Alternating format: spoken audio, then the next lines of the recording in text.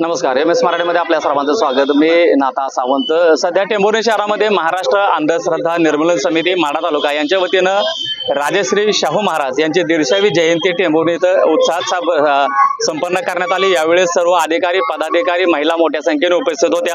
मोफत व सक्तीचं शिक्षण देणारे आणि खऱ्या अर्थानं लोक कल्याणकारी राजा असं संबोधणारे राजश्री शाहू महाराज यांची जयंती सार्वजनिक पद्धतीनं घेण्यात आली। आपल्यासोबत शिवाजी पाटील आहेत, आपण त्यांच्याशी बातचीत करणार आहोत। आज छत्रपती शाहू महाराज यांची 150वी जयंती टेंभुर्णी शहरामध्ये आम्ही पहिल्यांदाच साजरी केली। अंधश्रद्धा निर्मूलन समितीच्या वतीने आमच्या सर्व कार्यकर्त्यांनी निर्णय घेतला परवाच्या मीटिंग मध्ये की सगळीकडे होती, आपल्या टेंभुर्णीमध्ये अनेक शाळेमध्ये होत असेल, पण सार्वजनिक ठिकाणी छत्रपती शिवाजी महाराजांच्या पुतळ्याजवळ आपण त्यांचं अभिवादन करूया, त्यांच्या प्रतिमेला। आणि सगळे स्तरातील आमचे सगळ्या संघटनेचे अध्यक्ष असतील, अधिकारी काय असतील, सर शिक्षक असतील, सगळे मंडळी आली आणि शाहू महाराजांबद्दल सगळ्यांनी प्रेम जे व्यक्त केलं की आज खरं काळाची गरज आहे। शाहू महाराजांचे विचारच सगळ्यांना पुढे घेऊन जातील। जाती जातीमध्ये चाललेला संघर्ष शाहू महाराजांनी कसा थांबवला आणि सगळ्यांना बरोबर घेऊन जाण्याचा जो मार्ग अवलंबला, त्याची आज ह्या देशाला, महाराष्ट्राला गरज आहे। आणि तळागाळातल्या राहिलेल्या पिचलेल्या लोकांचा जर कोण राजा होऊन गेला असेल ते खरे शाहू महाराज। त्यांना थोडंसं आयुष्य कमी मिळालं, पण थोड्या काळामध्ये सुद्धा काल आम्ही कोल्हापूरला गेलतो की परदेशातील लोक त्यांचा अभ्यास करायला आले। राधानगरीचं धरण शाहू महाराजांनी स्वतःच्या पैशाने बांधलं आणि लोकांना उपलब्ध करून दिलं।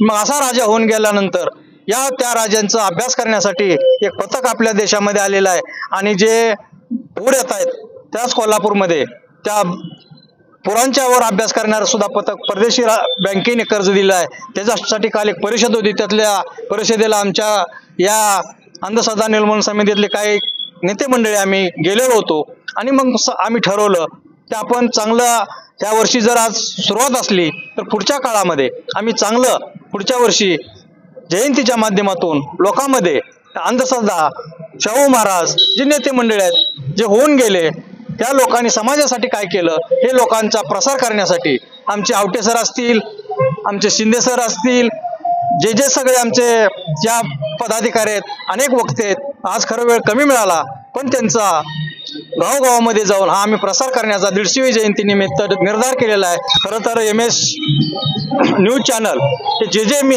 पहिल्यापासून सांगतो की जिथं MS न्यूज चॅनल जाईल ते समाजामध्ये लगेच सगळीकडे जातं आणि आपण हे आलात, मी खरं तुमचा आभार मानतो। टेंभुर्णी शहरामध्ये जयंती साजरी केली ते काय वाटतं? टेंभुर्णी शहरामध्ये महाराष्ट्र राज्य अंधश्रद्धा निर्मूलन समितीतर्फे पहिल्यांदा राजश्री शाहू महाराजांची जयंती साजरी केली जाते, याचा मला फार अत्यानंद होतो। आणि खरं पाहिलं तर लोककल्याणकारी राजा शाहू महाराजांना का म्हणलं जातं तर त्याने आयुष्यभर स्वतःच्या तब्येतीकडे दुर्लक्ष करून संपूर्णपणे आयुष्य त्याने समाजासाठी घालवलं आणि त्यांनी तळागाळातील लोकांना समोर घेऊन बरोबर घेऊन त्यांनी सतत अविरत कष्ट केलं। त्यांचं एकच उद्दिष्ट होतं की समाजाची सेवा करणं आणि समाजाची सेवा करता करता माझं देह जरी संपून गेला तरी सुद्धा मला बेफिकीर नाही। आणि त्यांनी SC ST OBC जाती निर्मूलनासाठी माझं राज्य पणाला लावू, परंतु मी जाती निर्मूलन करू असं त्यांनी ठासून सांगितलं। कारण वेदोक्त प्रकरणानं हा सिंह खवळला होता आणि त्यामुळे त्यांना समूळ जातीचं उच्चाटन करायचं होतं आणि नुसतं करायचं नव्हतं तर त्यांनी करून दावलं।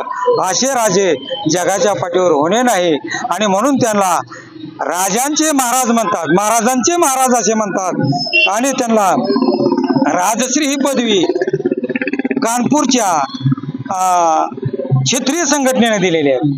कुर्मी या क्षेत्रीय संघटनेने त्यांना राजश्री ही पदवी दिलेली आहे। खरं तर पाहिलं तर लोककल्याणकारी राजा हे छत्रपती शाहू महाराज यांची जयंती मात्र होत्या भक्तिभावात, उत्साहपूर्वकात आणि वैचारिक पद्धतीने केली जाते।